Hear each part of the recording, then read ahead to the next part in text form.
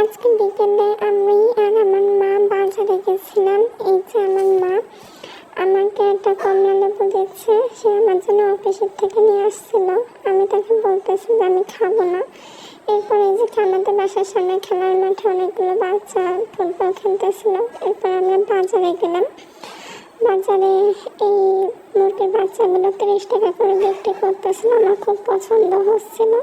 আমি অনেকক্ষণ খেলা করলাম ওদের সাথে। এরপর আমি চলে আসছি যে দোকানে কিছু খাওয়ার জন্য। তো আমি ভাবতেছিলাম একটা আইসক্রিম খাবো। পরে এই জলপানের এই আইসক্রিমটা নিলাম, বিল দিলাম। দেওয়ার পরে উনি আমাকে 15 টাকা ফেরত দিল। দেওয়ার পর এই যে আমি আমার মার পেছন পেছন আইসক্রিম খেতে খেতে আসতেছি বাজারের মধ্যে দিয়ে।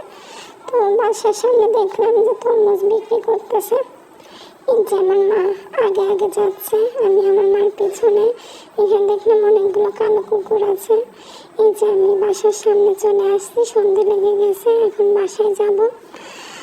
এই যে বাসায় চলে আসছি।